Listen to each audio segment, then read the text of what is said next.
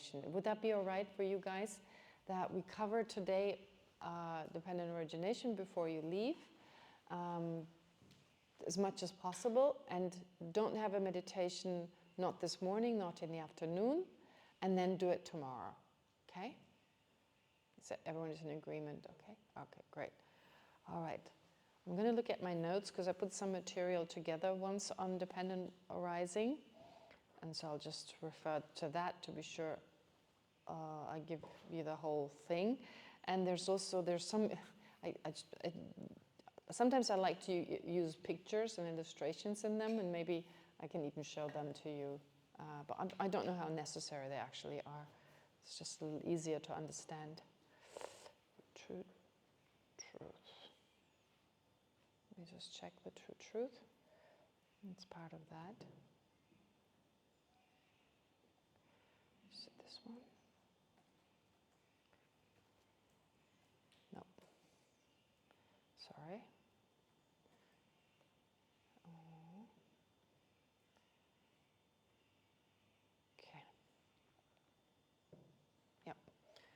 It's that one.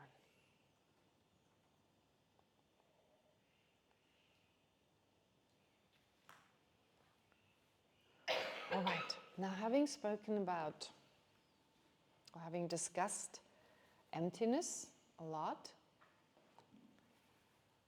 the fact that phenomena cannot be the way they appear to us. So we've really mainly focused on the I, but of course the same applies to the flower. If we go back to the flower, a car, whatever, if we take apart anything, oops. Just a sec, I'm still looking for it. The latest version.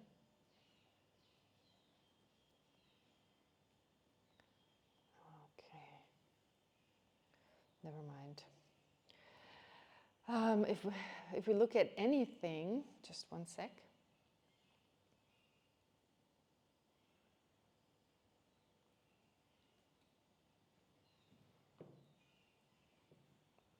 Okay.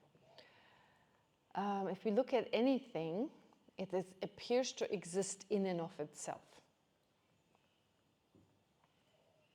Okay. So it appears as if you could find the object, as if, like even a car, for instance, like there's a sense, okay, there's a car over there, and if I were to look long enough, I could find it. So what is that car, that carness? So you can see someone took apart a car.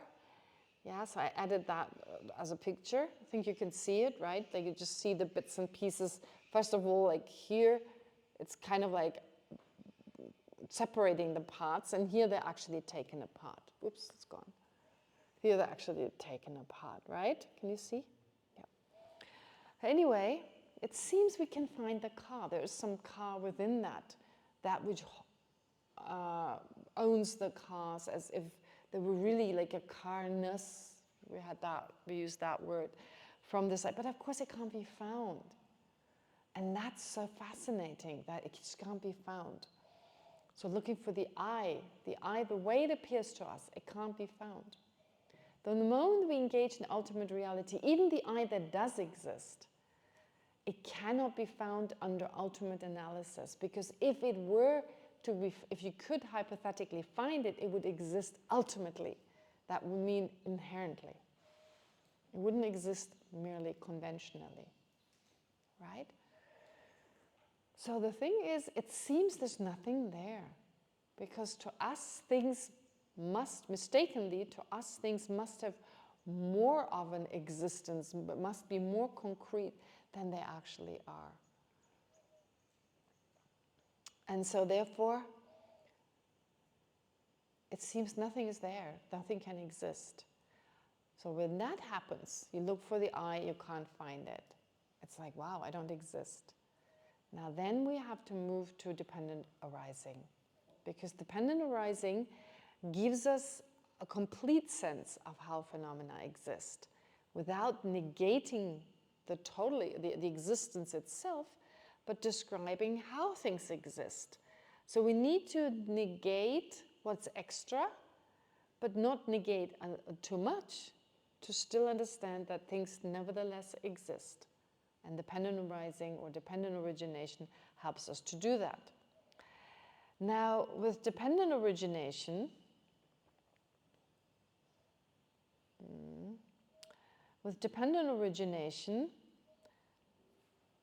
it's a little confusing sometimes, because the word dependent origination, dependent arising, what does that even mean? Dependent is fine, but why arising? So it's basically saying phenomena come into existence in dependence. Why do you emphasize coming into existence? What about when they already exist?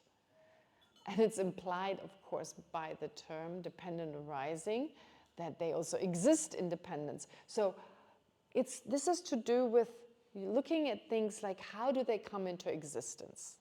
I mean, everything impermanent, everything that we see, we hear, we taste, and so on, is impermanent. The mind is impermanent, the body is impermanent. There are permanent phenomena, but they're not the things that we are attached to.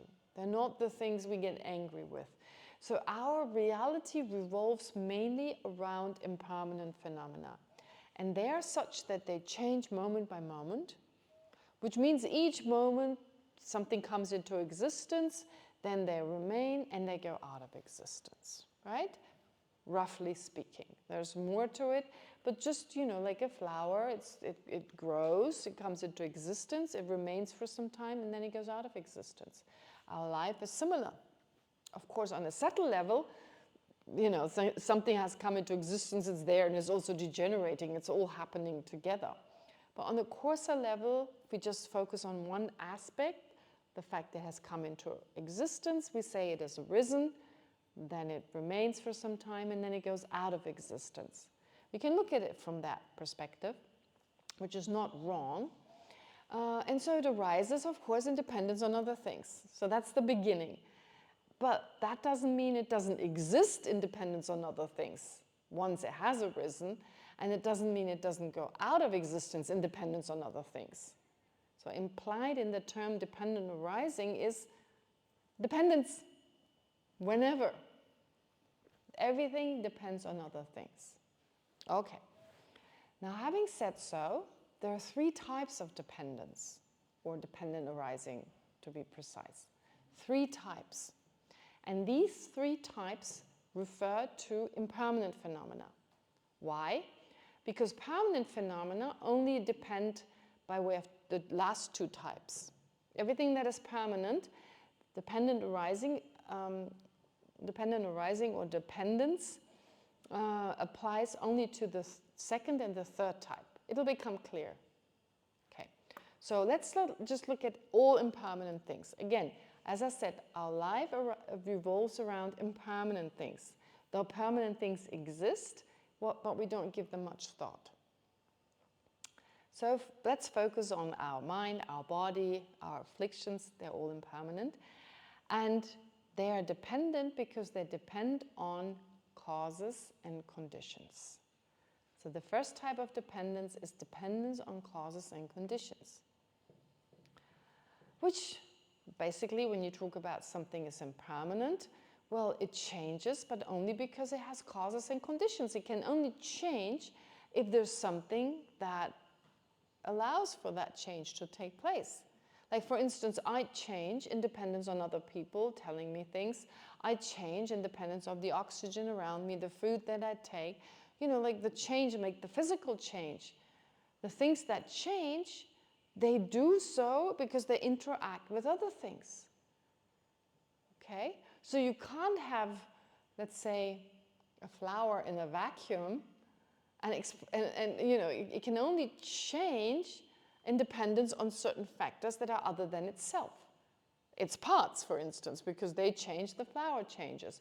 And of course, it won't remain very long because in the vacuum you haven't got everything the flower actually needs to remain. So sooner or later it stops to be a flower because it cannot continue to exist while changing. Therefore, in that way, we change and everything else changes around us, but in interaction with other things. I mean, you just say something to me, and I think about it in a way in which I never thought about it, and I've changed. My mind has changed, right? A new thought, and our thoughts are never identical. They seem very similar, but they're never identical, right? And each moment is different. Our mind has new experiences. The things we see weren't there previously, so they affect our mind in a different way. We always focus on the similarities and then believe they're the same, but they're not. Just as identical twins are not identical. They seem so similar that we even use the word identical, but they're not identical. They're two people. Two people cannot be identical. Yeah. Or like someone, like I look very similar, you look very similar to the way you looked yesterday. And I think same. I can't see how you've changed. Because of my strong belief in permanence, therefore, my sense consciousnesses are affected by that. I can only see very coarse change. One moment there's a candle, the next moment someone blows it out, there's no longer a candle. That I can see. I can see when the leaves fall off the trees. I can see that it became wet after it rained. Okay, those changes I'm aware of. But the very, very subtle changes that take place in every moment, my sense consciousnesses cannot pick up because my mental consciousness is so convinced that that is not there. Right? Which is why I'm functioning on the basis that I'm the same person who came in this morning. And rationally, I do think, oh, that doesn't make sense. But I'm not really deeply convinced, and therefore my actions are based on someone or on the view of permanence, and that's what I perceive around me. Okay? All right. So the change is in my face. The atoms that are part of this wall, I mean, you know, they all appear. If they didn't appear, it'd have holes in my perception. The atoms appear, but I'm not aware of them. The atoms just on the surface, not within. But just the surface, there are all these atoms and they're constantly in movement. And they appear to the eye consciousness, but I'm not aware of it at all. Not aware of it at all. Right? Okay. But that change, again, is only possible because there are causes and conditions. Because there are other things that allow for that change. For one thing to transform it to something else, well, first of all, it needs the previous moment, but it also needs cooperative conditions that help for that to happen. So a seed transforms into a sprout, right? Okay, so the seed, in order for the sprout to come into existence, it needs the seed. That is here in this context called cause, the substantial cause.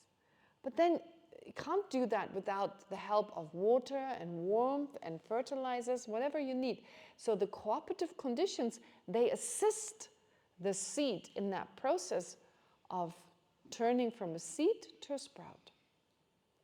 Similarly, we as a person, I'm the continuum from myself yesterday. So without myself, my yesterday's self, or the yesterday's person, I couldn't become today's person. However, this didn't just happen without the influence of other factors. The oxygen I need to breathe, that keeps me alive. I don't know, everything around me, you guys and everything, to be the person who I am now. Doesn't mean I need you for my survival, but to be who I am right now has also been influenced by you being here, by me talking to you, your comments, your reactions. In fact, the way I teach, if you were someone else, it'd be different. There's something on a subconscious level that I'm not aware of.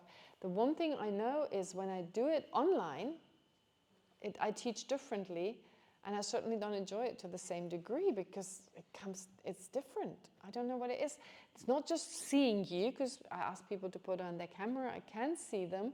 There's something more. There's something coming from your side, call it energy for a lack of a better term, something coming from your side that makes me say certain things.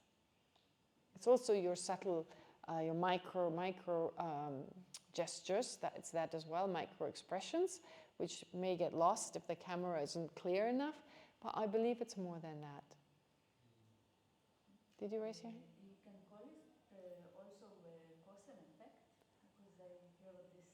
Well, yeah, you can call it, of course, but you see, with this dependence, like, of course, I now also depend I depend on an effect to be a cause, right? I depend on my future self in order for me now to be a cause of that future self.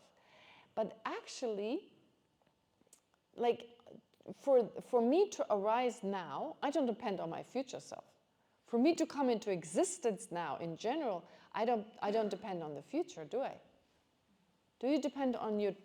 Do you depend on tomorrow's Yudren to exist now? No. So why would you? You see, like in terms of calling yourself a cause, to be a cause, of course, that depends on your future self.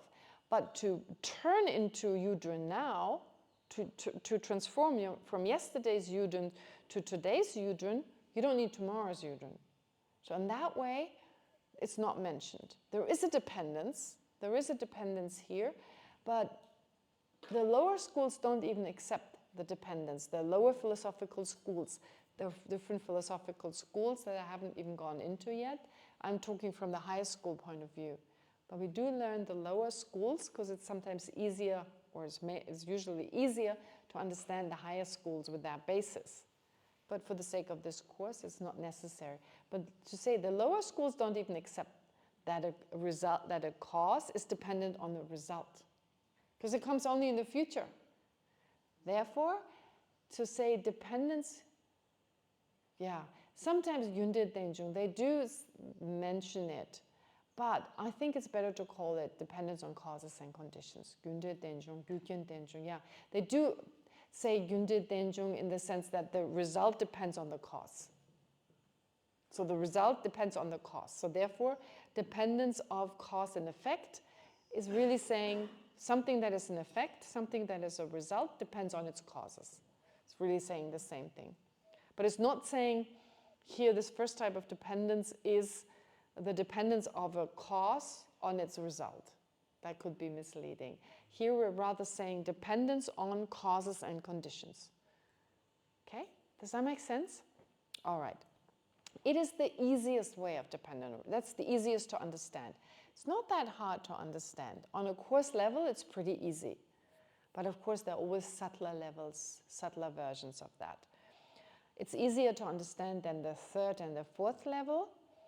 And of course, as we've just heard, it depends on, it's only impermanent phenomena that have causes and conditions, because something permanent doesn't have causes and conditions. Okay? To give you an example of something permanent, it's not easy to understand permanent.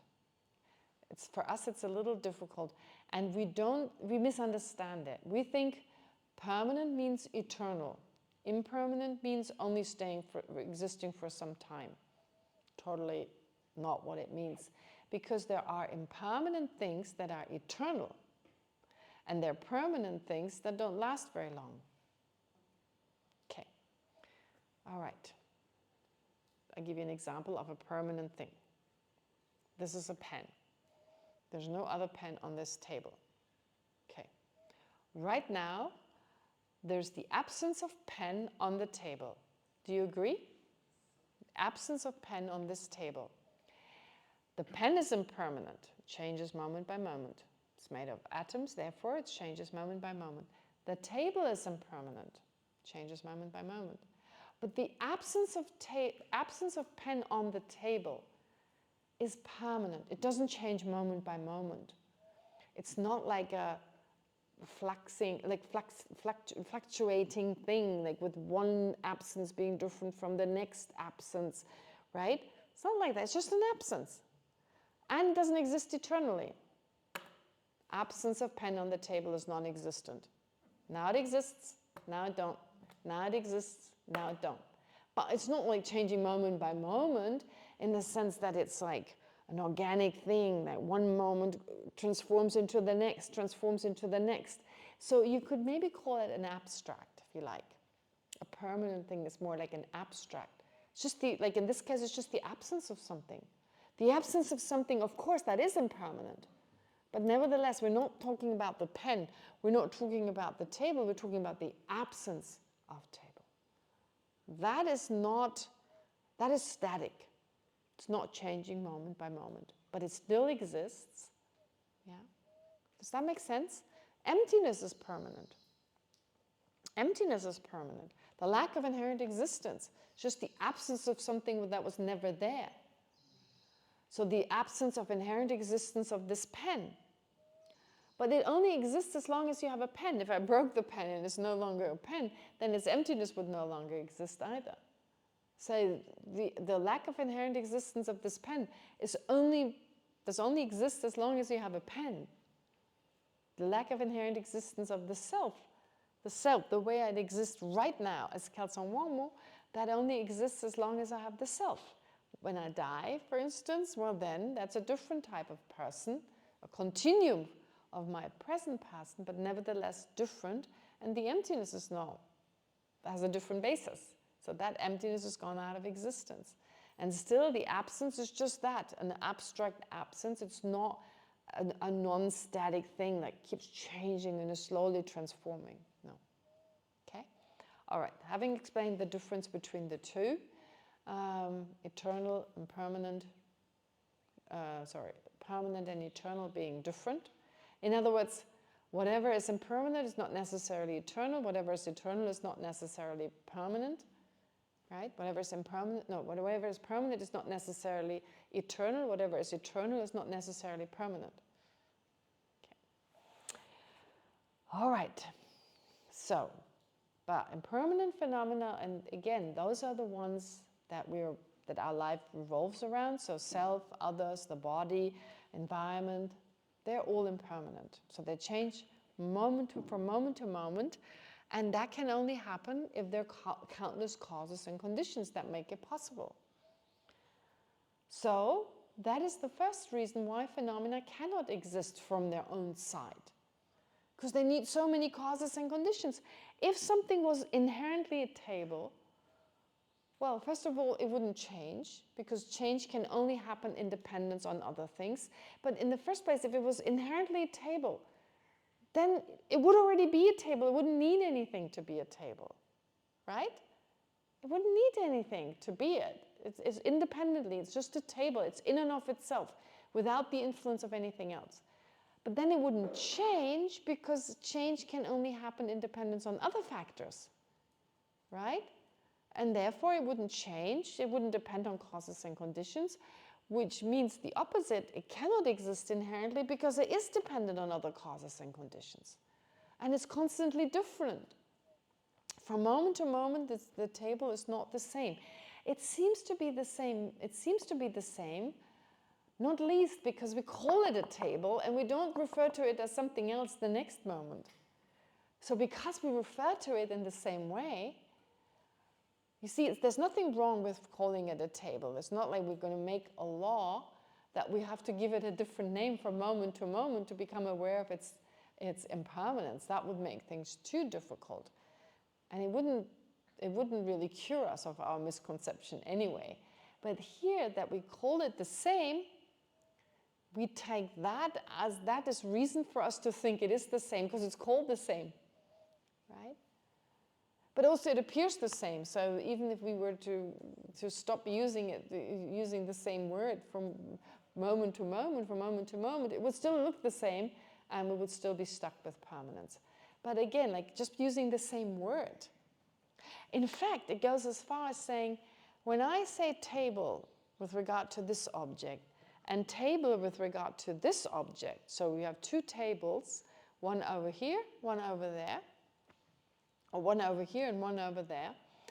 When I do that, because I call both table, I then believe they have something in common. There's a tableness over there, and there's a tableness over here. But that which makes this over here a table and that over there a table is totally different. We just happen to use the same word. You see? So we do say, oh, they have something in common. Okay, we can say that. That's not conventionally wrong. But it's not that there's something intrinsic in them a tableness that they have in common in such a way that it's identical. That there's a tableness there and a tableness here, and they're exactly the same. Do you see how that our mind creates that sense? Because we call it the same, there's something that is identical. Not identical. The basis is so similar, is similar enough that in both cases we refer to it as a table, but there's not like something within it that is identical, that is that tableness. Am I making sense? No? Ah, I repeat it, okay.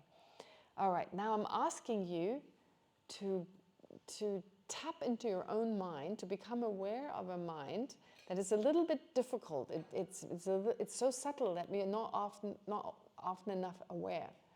But when I refer to the table in front of me, if I ask you to think about the table in front of you and the table over there, well, we call both table, don't we? And doesn't that seem to suggest there's something within that table in front of Venerable Belgian and the table in front of me that they have in common, that is the same, a tableness. So as if there was something within this object, table, that is also within this object, table, right? Seems they have that in common. They have that in common. So, but actually, that is just an illusion. We just happen to call it table in both cases because it's similar enough. That's why we call this a table, we call that a table. But what makes the table over there a table is not the same that makes this the table. If I ask you, what is it exactly? Actually, it's totally different. But without analyzing, it seems to be the same. Am I making sense? But isn't it similar causes and conditions? Similar causes and conditions, yes. Similar, but not the same. So similar, but completely different. I mean, not completely different in the sense like similar enough, but still different, right? I mean, we say completely different. Different is completely different. If something is different, it must be completely different. Similar, if something is similar, whatever is similar is still different. Because otherwise we wouldn't say similar, we would say identical. So actually different and completely different are the same thing. Because different is the opposite of identical. So if it was just a little bit different, then something would be identical. Saying a little bit different, I'm actually implying some things are identical. And that's impossible. Either it's completely identical or it's completely different. But we sometimes think different, the opposite of different is similar. But the opposite of different is not similar. The opposite of different is identical. Am I making sense? Right? Either they're identical or different. But here's where you don't use language consistently enough, which is why we get confused and now believe there's something that is the same between these two. It's identical. That's the tableness. So there's something within this object that makes it a table. That because it's not inside the microphone, although they're made of the same subtle atoms when it comes down to it, it's still a different object because there's something within this table that is not within the microphone, that tableness, right? And we believe that for people to be the same as well. There's something within this. And that's where racism comes from, right? People of a particular ethnicity, we believe there's something within them that everyone from that ethnicity has in common. That's the same, that's identical.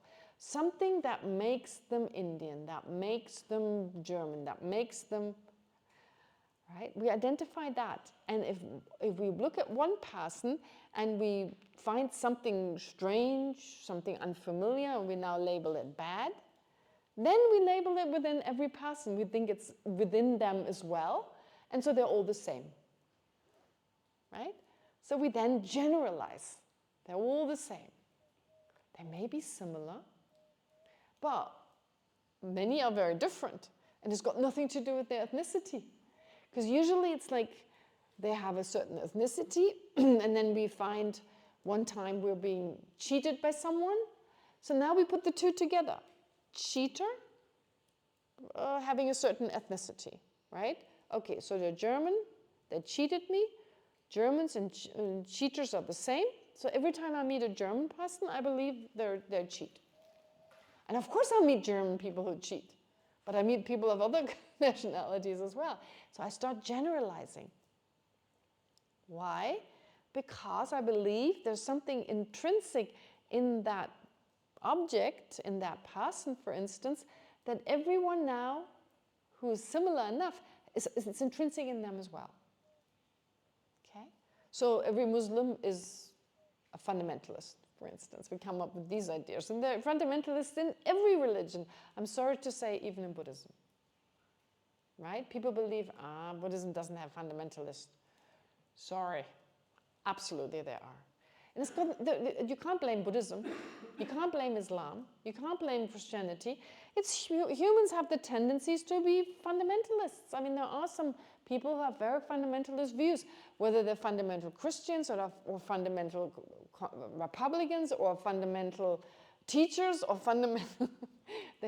it's nothing to do with the discipline that they're a fundamentalist of. It's just an extreme view that they hold. Extreme in relation to everything else, everyone else being extreme.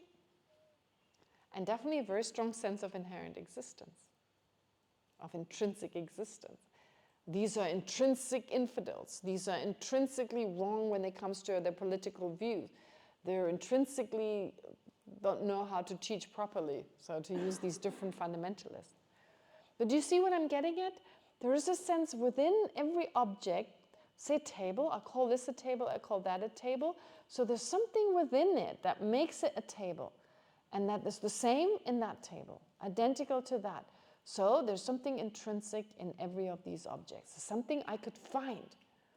I could literally find. And I'm not saying our rational mind is doing that. That's how it feels, deep within, on a more emotional level. The mind believes there's something within the object that I can find that distinguishes it from everyone else. An I can find here, and then a you I can find in all others. You have something in common that's intrinsic in you, which makes you less important. What is it? You're not I. That's in common. That all you, as others, there's something intrinsic within you. You are not I. Right? You're other. From my perspective, I label you other. And since that's true for all of you, I believe there's an intrinsic otherness within you. That means it's an intrinsic not being I, and therefore you're intrinsically not important.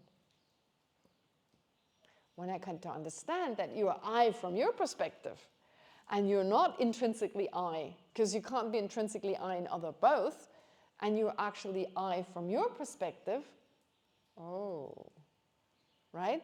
This table could be a bed for a baby. Oh, that's a little unsafe, but it could fall off. But it could be, you could use this table in a different way. And so we may no longer call it that, but we can call it something else because it was never intrinsic in it. It wasn't, okay. We're actually now already going into a different type of dependence, but they're all connected. So might as well mention it in this context. Never mind now. So going back to this. So everything changes moment by moment, and everything means everything impermanent changes moment by moment, and it does so in dependence on other things. Now, how does that help me to understand things don't exist inherently? It seems a little bit far-fetched. But the lack of inherent existence refers to basically not being able to find something. Not being able to... Remember, what I did was search for it. I didn't do much more. I asked you to look for it. Where's the I? One with the aggregate, separate from the aggregate. And the moment I engage in that analysis, I'm engaging in the search for something inherently there. Right? The moment I engage in that analysis, I'm looking for something inherently there. So I look for it, and it can't be found. right? It just can't be found. The non-findability is actually another way of saying the emptiness. The emptiness of the inherent I is the non-findability under analytical meditation of that, or under ultimate analysis, I should say. Under ultimate analysis, the non-findability, that is emptiness. Right? Looking for something that was never there, and now realizing it was never there, it doesn't exist now, and it will never exist. That's emptiness, that non-findability. But not finding the I doesn't mean the I doesn't exist. The moment I start engaging in that ultimate analysis, I don't find it. Why? Because if I were to find it through this form of analysis, then it would exist inherently. Then it would exist inherently. So it would be a very concrete I that exists separate at mind and body, or as one with mind and body, that doesn't need anything else to be it. But the moment I understand that the I, for instance, depends on causes and conditions, then that I cannot exist inherently, independently findable, because it's dependent on other causes and conditions. Now that may seem, again, as I said, a little far-fetched. So let me just give you an example. We hear about a serial killer. Let's make it really terrible. A serial killer who kills children, makes it worse with children, right? It's terrible. I mean, I'm not saying this is not true from a Buddhist point of view, it's terrible. Of course. So you hear about this serial killer who kills innocent children, okay? Maybe a woman, that's even more shocking. Usually serial killers, they're mainly male. But, let's say a woman, that's even more shocking. And actually, there is a case of that. In the US, there was a lady once, a woman, I think she's been executed now. She killed a lot of people. A lot of people. She killed children, she killed, I think it was adults. I forget her name now. But there's a reason for mentioning her. There's a very specific reason. So anyway, think of her. Think of the sense that she's evil. Can you kind of see her? Like, if there's anyone who's evil, it's her. Do you get that? Like, evil. She seems through and through evil. She enjoys it. Like, okay, I add a little bit more to it. I don't know whether that's true in the actual case I'm thinking of, but let's say she really enjoys it. She likes nothing more than a good kill, than a good murder, right? The more painful for the person, the better. Can you imagine? Evil, pure evil. So there's a sense she's evil. She's an evil person. And what happens? This kind of disgust arises, of resentment. She deserves to die, right? You feel that, like you can even come to a point of hatred. It happens. And now I'm going to do something, an experiment with you. All right, I'm going to tell you something. I'm going to tell you her childhood. She was raped as a baby. She was chained to a heater her whole life. She was neglected, she was starved, she was raped by her parents' family members. She had people be killed in front of her. Okay, imagine. What happens to your hatred? Has it softened? Has it been reduced? Oh, so welcome to dependent origination, dissolving your sense of an inherently evil person. Then now we understand, oh, there were causes and conditions that were responsible for that. Because evil would mean she was born evil. It means it's intrinsic within her to be evil. She's naturally evil. Nothing else was needed for it to become evil. She was evil.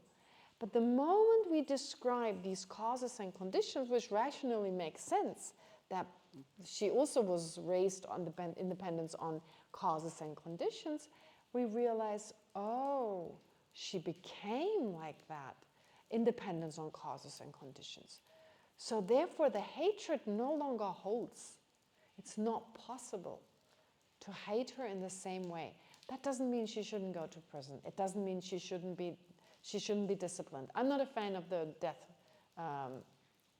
penalty. So I personally feel no one should. But even besides that, let's even say she goes to prison for her entire life. Absolutely, she should. For her own benefit and for the benefit of any potential victim. That doesn't change anything. It doesn't change about how she should be disciplined, how she should be sentenced and so forth. However, it takes away this hatred. You see? Because it's already undoing our sense of inherent existence of that person. You cannot have the same strength of a sense there's an evil person within, or this is an evil person, if you know about the causes and conditions. You see the change? It's a profound change. It's a very profound change. So every time you meet someone and you feel that kind of like, I hate them. For instance, you're driving, right? Let's say you're driving, and there's this person with a huge fancy car, and they're doing everything to go in before you. There's a parking spot. They know you're waiting for someone else to go out, and they go in there. Pardon? The Punjabis? Okay. I don't know. But the thing is, all right, so they do that. Let's say there's this really aggressive person. No, it's not just, it's just an aggressive person. And you go, you're full of hatred. You want to just go out of the car and smash that car or whatever. And then just take a moment and think, well, maybe they had a really bad day. Maybe their boss called them over and said, come as quickly as possible. You have to be there now, otherwise you lose your job. So of course they have to get there rapidly. It's again not personal. They're really in a rush, they're like driven, there's something, you understand the causes and conditions that give rise to that. Even if it's incredible anger or a little bit of hatred or so, you understand the causes and conditions. And things change. It's so profound. It's so profound how our afflictions, which can only, the fuel of these afflictions is a sense they just are like that. They just are like, if we hate someone, like usually our hatred is directed towards other people. So our sense that they're inherently terrible. We can't even hate a shark like that. We can be really scared of a shark. But I think nowadays we know enough about sharks that they're not like evil beings that roam the sea to, like in Jaws. Right? Well, anyway, that weird music. So like, it's like this evil coming closer, like out to. It's not personal. You're just a meal, and you just happen to be in the wrong place, and you happen to move too much. So it's like, oh, that could be a seal. Let's take a bite. Well, not too bad. Okay, let's have the whole thing. Right? It's nothing personal. It's causes and conditions. It's like their DNA. It's their, it's like we really don't take it personally. I mean, some people did after Jaw because it was perceived as an evil, and a lot of sharks got killed as a result of that terribly. But fortunately nowadays, more and more people realize it's actually it's rarer to be eaten by a shark than to be hit by lightning, and that's already pretty rare. So it happens actually more frequently. But the point is, a lot of people, hopefully because they understand the causes and conditions better and don't believe there's an evil shark actually roaming the sea just looking for us, then things are different. So you see already understanding causes and conditions. You remember my step-grandmother when I realized she was anti-Semitic? I wouldn't call her a Nazi as such, that's a little bit more than that, but definitely she was anti-Semitic. So I was like, she's, this resentment I had towards her. Then I thought, okay, so the causes and conditions, right? And this is not saying she's not who she is, and it's not that she shouldn't be, but there is no evil person within her that is now has always been like that and will always be like that, right? Does that make sense? And this is now a good time to bring in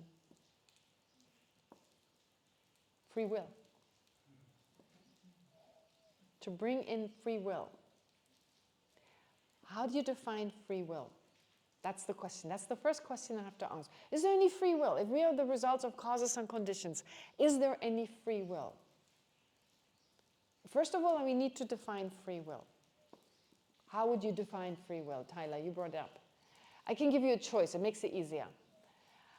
Making a choice not independent on anything, without depending on anything else, making a choice, versus making a choice in dependence on many causes and conditions. Which one do you choose? You have the latter. So, does the first one exist? No.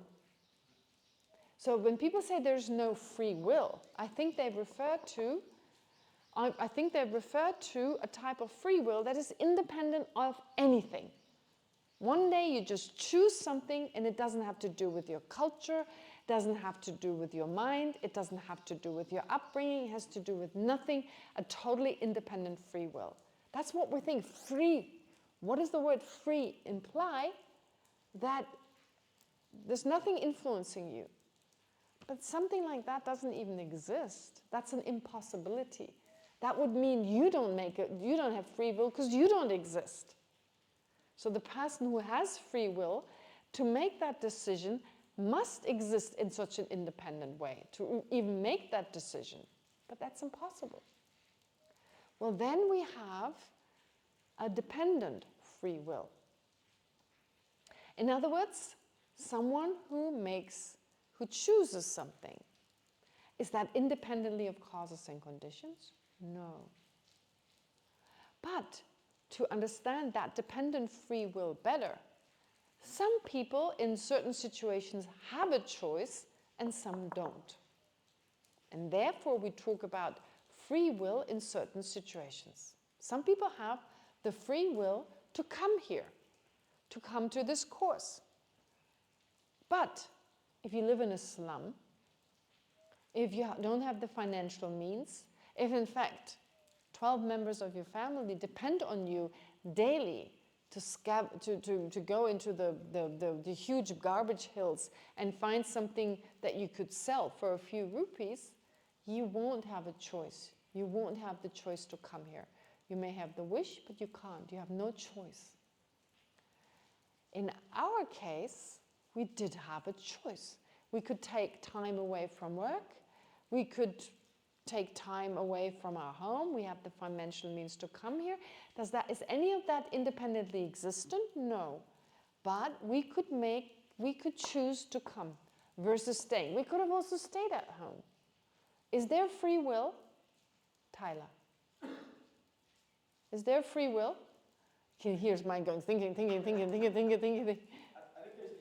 I think the argument that there isn't free will is a little bit different than what you negated. Give me the argument. I don't quite fully understand it, but I think you might be able to speak more. We're talking about consciousness, but there's certain things in the brain that fire and make decisions before we're consciously aware of it. And so the argument from some of the neuroscientists is that we have the illusion of free will, but our consciousness is not aware that we've made a decision. Like when we think we made a decision, we see certain neurons in the brain firing that have actually made the decision before we're consciously aware, so that there's something else that's actually making a decision before we're aware of it. Wait. Oh, I would really, this is, yeah, I know. There's a lot of Buddhists Western Buddhists that believe this concept. It's an illusion of free will. Wait. Okay, let me just, there's a very simple debate here. You're making the decision means, first of all, your mind makes the decision, right? You're saying, okay, when we say I, in actuality, it's the mind that makes the illusion. Okay, so if your mind, so let me just slowly take you through the argument. If your consciousness makes a decision, we can therefore say Tyler made a decision. Is that right? I don't understand the argument. No. But let me just make just something simple. It goes off a little differently. Yeah. Let me just say whether you agree. If I say your mind makes a decision, is it right to say Tyler made the decision? It is, right? Why did Tyler make a decision? Because his mind did. But then in the same way, if your brain made a decision, which is a part of you, wouldn't I also have to say Tyler made a decision? So when you said the brain already makes a decision, it seems like if the brain makes a decision, if Tyler's brain makes a decision, Tyler doesn't make a decision. But when its mind makes a decision, Tyler makes a decision. But logically, why would Tyler make a decision when his consciousness does, but Tyler doesn't make a decision when his brain does? So even if I agree with that, I don't know, I guess, yes, I have no problem with that. I can agree with that the brain already made a decision before the conscious mind did. Of course, I could argue maybe there was a subconscious mind that made the decision first, made the brain have this, and only later I became conscious. But even without going into that, my argument is a different one. You said that some people say, so you're a representative of them now. Sorry, I know it's not you, but that's how we debate. We make the other person answer from the point of view of that particular school. And now you try to think like them. Try to think like them. You are representing these scientists now. And I'm not doubting what you said. I'm just doubting you saying, they say Tyler doesn't have free will, because his consciousness, when it makes a decision, which is the same as saying Tyler makes a decision, hasn't made the decision in the first place. But I would argue when your brain makes a decision, and that's part of Tyler, you do make the decision. Now, whether the brain does it or the mind does it, a part of you did, and therefore Tyler did. And I think what they say is that in looking at the brain, there's milliseconds where your brain knows before you, so you have the appearance of free will. Yes. Okay. The thing is also, I've seen these experiments. There are experiments where they show you very quickly an object, and you're supposed to say what it is. But it takes you a second. It takes you a second until you say dolphin, until you say cooking pot, whatever. But what scientists found is that the brain, the part of the brain that is responsible for recognition, has already fired a moment before. I think that's what he's referring to. This is just in a different area. It's not about making a decision, it's about recognizing something. Do you see what is that? So you consciously, in other words, consciously know, the moment you know, that is when you can identify it, it actually happened earlier. It happened actually earlier. So the question is, how's that even possible? Well, from a Buddhist point of view, there is something happening. We were talking about the conceptual mind, being able to recognize it. But the sense consciousness has already done its job. And we may not be necessarily aware of that. Because we were thinking, we were paying attention, our thought process is like all the attention is with that. But the sense consciousnesses are working. And they are working because there's a brain doing its thing. So something is, of course, we've heard the sense consciousnesses are very much dependent on the brain. So the brain is first firing away. It allows for us perception to take place. And then there's the conceptual mind that says dolphin.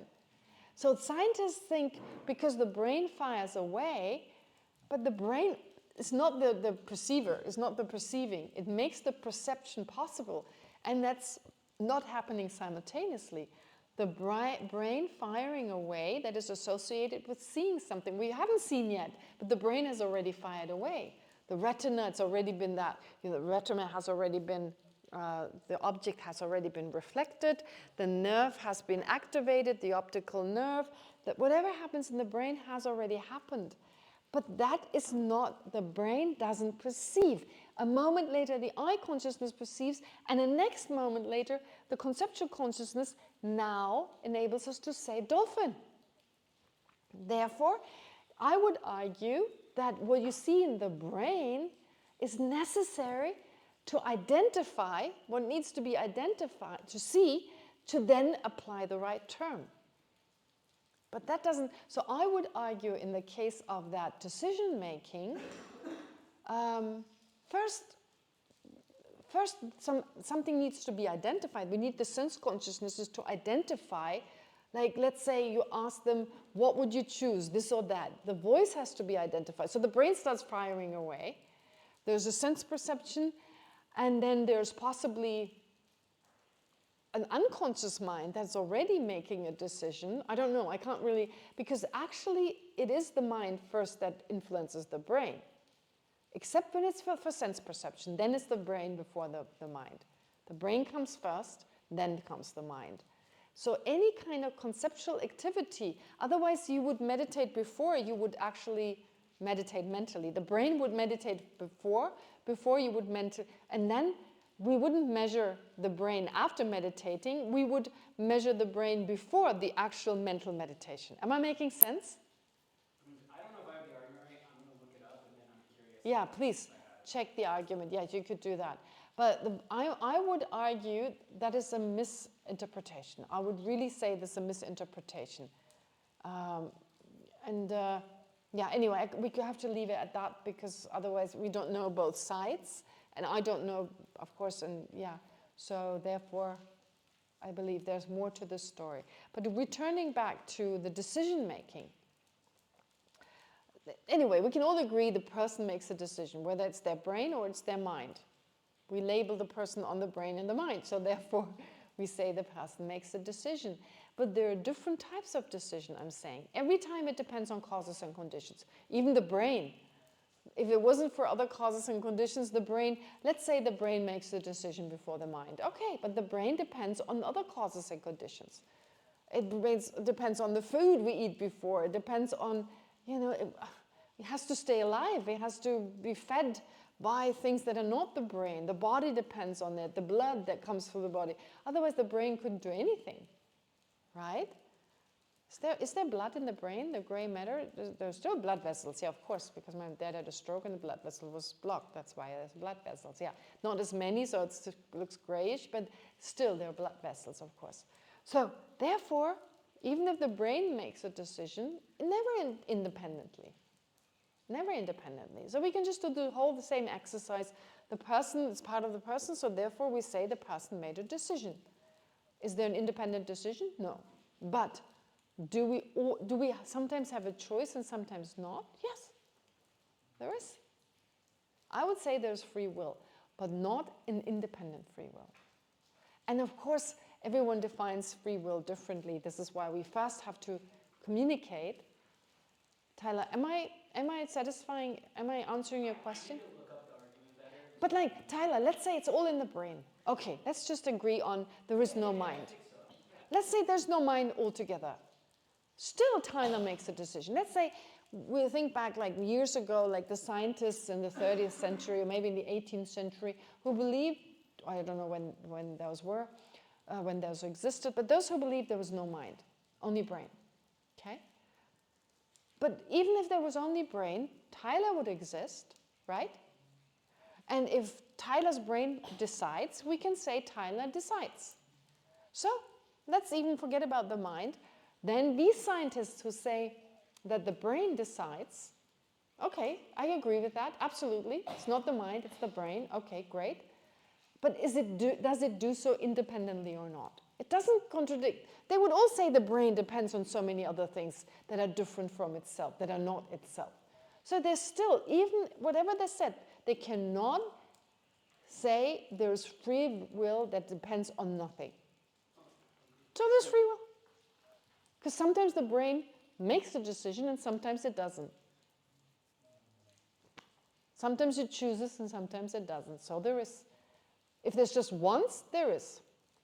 If out of 10, one time the brain decides, then it decides.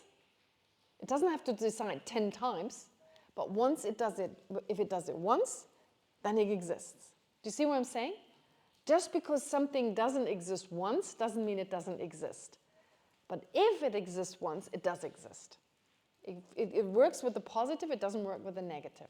So 9 times out of 10, I don't decide anything. Only once I decide, but then there is a decision. There is a will to do this versus that, and that is done freely because I could do it. Otherwise, if I couldn't do it, there wouldn't be any free will. But that's still dependent on many other things. So there's free will. That's the logic, isn't it? Yeah, Simran.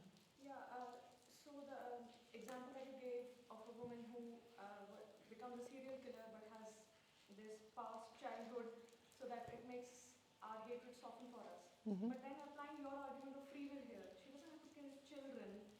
It's not like she's earning money out of it or anything. She has a choice, a free will in that sense to not kill. That's true. What do you say about that? That's true. But you see the argument, like if I had found myself, but we make mistakes, right? People make mistakes. Yeah, she chose to give in to her drive. Let's say, let's say you were her. It's always best to put yourself into her shoes. Without going out and being a serial killer, of course. You know, like putting yourself into another person's shoes has its limits. But think you were her. Think you were raised like that. So you have a choice. You always have a choice. Not always. Sometimes people are not put in prison because it's clear they had no choice. Their mental consciousness was so under the control of afflictions, so under the control of drugs or whatever else, they were mentally not, capable to stand trial, for instance, and so they're not. But she knew right from wrong, and still she made that decision. But if you put yourself into her shoes, luckily, we were raised in such a way, it would never even occur to us to do that. In her case, it was a possibility, because she was raised in such a way that violence was part of her. That was natural. So for her, it's much harder to resist the temptation to kill someone. She still has responsibility because she didn't resist. There are others who undergo the same and they don't become serial killers. But her cards were much more difficult. She was in a much more difficult situation. Okay? Like for instance, if you're raised in a family and you know since you were little, don't steal, don't steal, don't steal. It doesn't even occur to you. You're never even exposed to the possibility. Versus someone, the whole family are thieves. You survive on theft. Now, of the two, who is more responsible? Who has more of a choice? The person who was raised in a family where theft was never ever even a possibility, if they steal, versus the person who didn't know anything else. Who would you think is more responsible, or in what case the dislike would be stronger? The first one. Yeah. Do you know why? So in the end, still they're responsible for their actions. And karma works like that. Karma is not going to say, it's not like karma is just a law of nature. She will still suffer the consequences of her actions, unfortunately. Of course, karma is a law of nature. It's not about gravity. This is my favorite cup. If I drop it now, gravity is going to say, no, that's her favorite cup. It's not going to break. Right? It's not like that, unfortunately. Causes and conditions work. It's nothing personal. It's not like a God that can be merciful, and so in this case you don't get punished. You know, sometimes God and karma seem very similar. But here it's a law of nature that unfortunately, just as the law of gravity is not going to distinguish between your favorite cup and a cup you find ugly. And then out of compassion breaks the ugly one, but not the pretty one. No. Similarly here, karma still works, right? So there's still going to be consequences of the action. And so she will still feel those. Of course, the motivation is most important in that case. The motivation, is it out of hatred versus I can't stop it? So that's also different. It won't be as terrible if you really just have so much hatred, because that's such a destructive force. So someone who out of hatred kills other people versus having this desire they cannot control, it's also different. The non-virtue is not the same. Every case is different. But we are also the result of our, and of course she created the causes and conditions to be born in that family. That needs also to be seen. But chicken and egg and so forth, we don't even get to go into those details.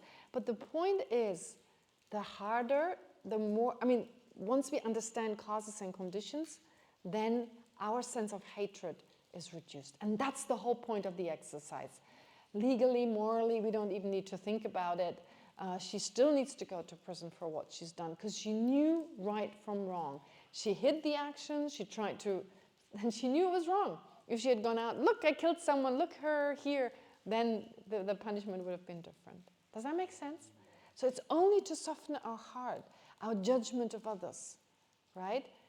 And even when we judge ourselves so harshly, well, there were causes and conditions. And yes, my afflictions are part of that, but I was under the control of my afflictions to be more forgiving.